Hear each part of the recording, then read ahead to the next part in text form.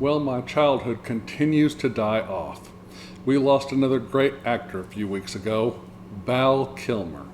Val Kilmer was a sensational actor and very versatile as well. He started out in theater and then made his way to the movies. I really enjoyed most of his roles, even though there were some where he played sort of a jerk or a cocky asshole type character. That was mainly his breakout role in the 1986 Tony Scott directed film entitled Top Gun, where he played Lieutenant Tom Iceman Kazansky. And in that film, he was kind of a cocky asshole. Of course, they all were, because they were all these young fighter pilots, trying to win the top prize at Top Gun.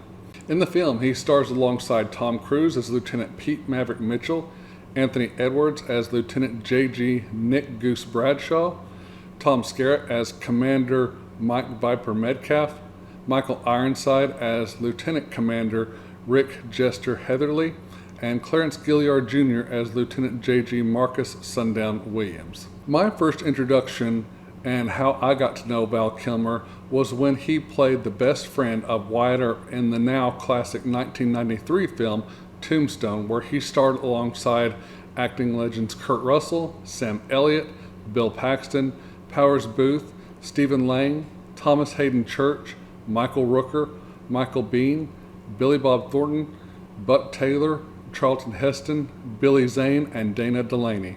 He really brought the role of Doc Holliday to life, and both he and Kurt Russell made the film Tombstone what it is today, and it's such an awesome film. Both Kurt Russell and Val Kilmer really shine in those two roles and should have been up for Oscars for that movie.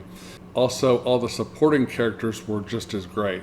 It would be years later after Tombstone that I would see any of Val Kilmer's work before he made Tombstone. I think the first time I ever watched Top Gun was in college in Lubbock, Texas, when I was at Texas Tech University from 2007 to 2010. And I remember really liking it. I think I saw Top Gun for the first time. I think it was on TV, like on TBS or TNT or something like that.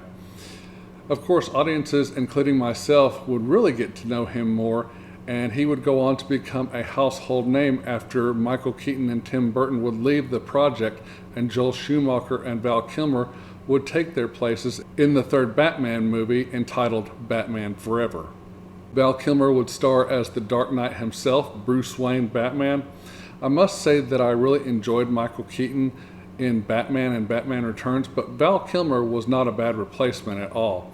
I remember thinking to myself, the guy who played Doc Holliday in Tombstone, this could be interesting. I went on to really enjoy Val Kilmer's Batman, and I thought he brought something new to the character and gave his Bruce Wayne more to work with than what Keaton got. I thought the character he had was great in all of the scenes as both Bruce and Batman. He seemed to have great chemistry with all the actors and their characters as well. And I liked his chemistry with Chris O'Donnell's Richard Dick Grayson Rabin, especially when we finally see the team up happen towards the end of the film, where they team up as both Batman and Robin. One of my favorite movies with Val Kilmer that doesn't get the respect and appreciation that it deserves is Red Planet, in which scientists and astronauts go to Mars to find out why the algae on the planet has stopped producing oxygen. After a solar flare hits the spaceship and damages part of it, the team goes down to the Martian surface to see if they can successfully complete the mission, but things go terribly wrong and only 2 people survive and are able to return home to the Earth. The movie also stars Carrie-Anne Moss, Tom Sizemore, Benjamin Bratt, Terrence Stamp, and a few others.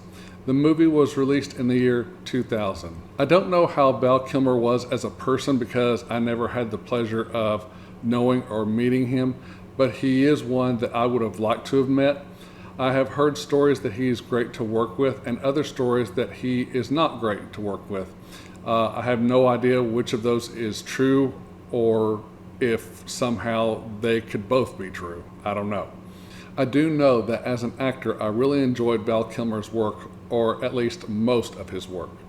His final role would be the same one that gave him his break in Hollywood, and that was the role of the now Navy Admiral Tom Iceman Kazansky in the 2022 sequel film Top Gun Maverick.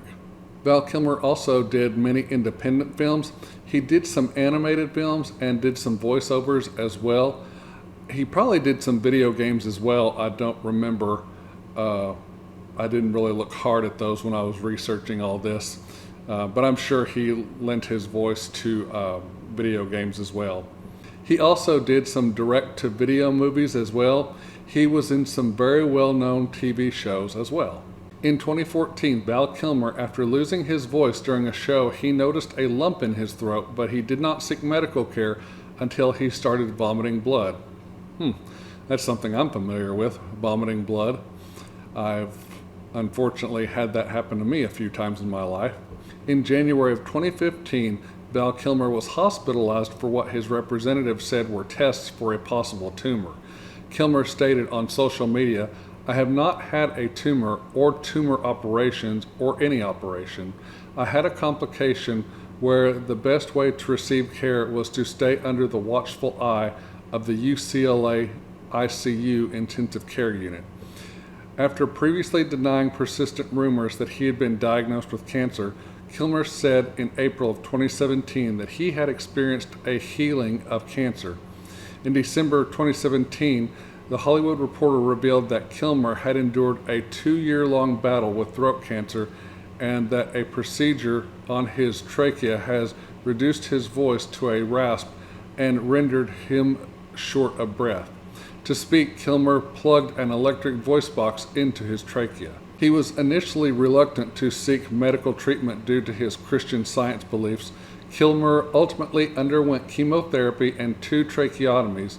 Kilmer reported in 2020 that he had been cancer-free for 4 years, but continued to struggle with medical treatments, including the use of a feeding tube. Ooh, man, that sucks.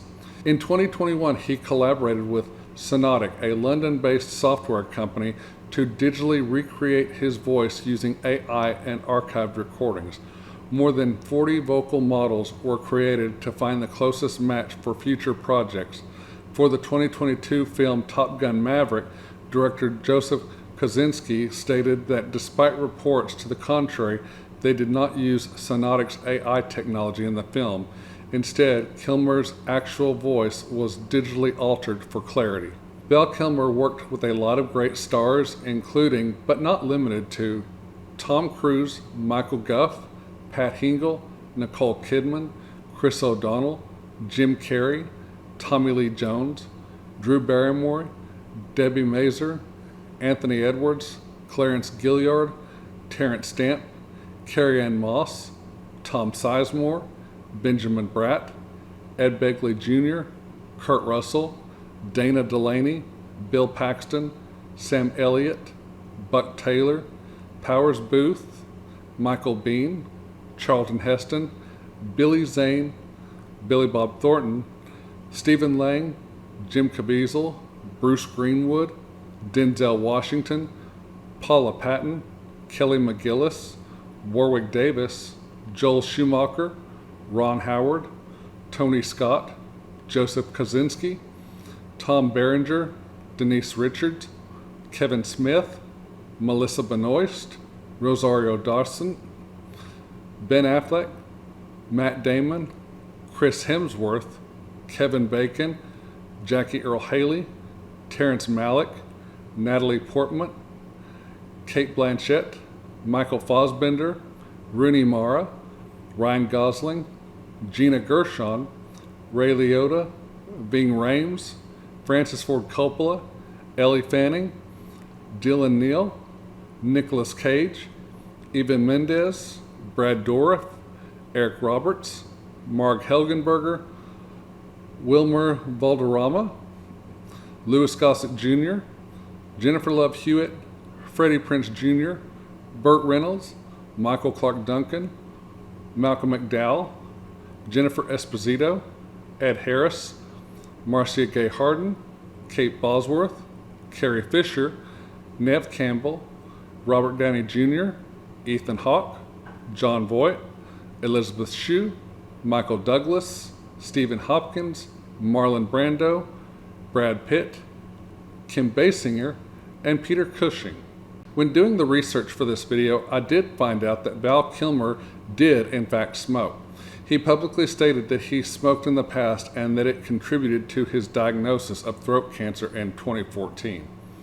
Val Kilmer sadly passed away on Tuesday, April 1st, 2025. He died of pneumonia in Los Angeles, California. Val Kilmer was 65 years of age. As a lover of movies and a fan of Val Kilmer, I would just like to express my sympathies to his family, friends, co-workers, and anyone else who knew and loved Val Kilmer. We truly lost a great acting legend and one that will forever be missed and remembered for all the great movies he gave us and all the wonderful characters that he played. And to you, Val Kilmer, rest in peace, fine sir. And again, we and I thank you.